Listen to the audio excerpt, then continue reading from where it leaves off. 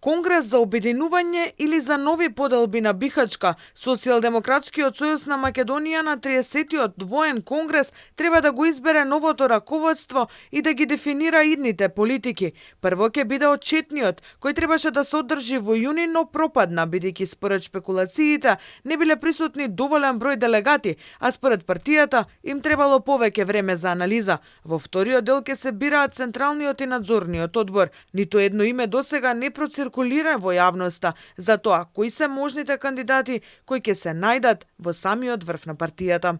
На Конгресот ќе се донесат одлуки, односно ќе се изберат членовите на највисокото партиско раководство, како и одлуки за новите политики во иднина.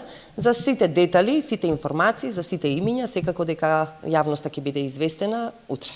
Новоизбраниот лидер на СДСМ Венко Филипче, чиј мандат завршува во март идната година, дури утре ќе каже со кои партиски другари сака најтесно да соработува. Најинтересна е позицијата заменик председател, позиција на која досега била жена. Прво Радмила Шекеринска, па Сања Лукаревска. Се претпоставува дека повторно ќе биде жена. Во периодот после изборите и катастрофалниот пораз, досега најголем во историјата на партијата, членството наместо да се консолидира, на површина излегува бројните поделби и несогласувања. Екс-градоначалникот на Центар и висок функционер на Бихачка, Саша Богдановиќ за Алфа неодамна рече дека СДСМ треба да се реорганизира, бидејќи загубиле дел од нивните клучни бастиони. За да спроведете одредена политика, односно да допрете до граѓаните, тоа го прават општинските организации преку местните одбори, местните организации, а ние се уште немаме централно избрано раководство за да може тоа да се случи.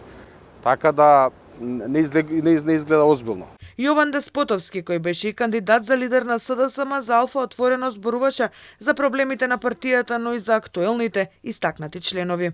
Тие наши партиски другари не би требало да бидат дел ниту од новото раководство на партијата, ниту не би требало да се појавуваат. Толку многу во јавност ги застапуваат ставовите на партијата. Проблемот настанува или прашањето ваше треба да насочено кон тоа колку актуелниот партиски врв навистина е подготвен да се соочи, навистина е подготвен да понуди нешто ново. За недоразбирањата, поранишниот градоначалник на Скопје Петре Шилегов пишуваше по социјалните мрежи и обвини за заробена партија. Ајде не се лажеме, СДСМ е заробена партија, уште од 2019 година, со двајца октроирани лидери од јужните краишта. Тоа не е СДСМ, тоа се тезгароши. Од Милановац, горни или долни, март е пролет, пролет е СДСМ, напиша Петре Шилегов во објавата на Facebook. Според најавеното, утре ќе се формира нов централен одбор кој подоцна ќе ги избере партиските подпредседатели и генералниот секретар, а за прв пат ќе има избор на двајца организацијски секретари за засилување на оперативната работа на партијата.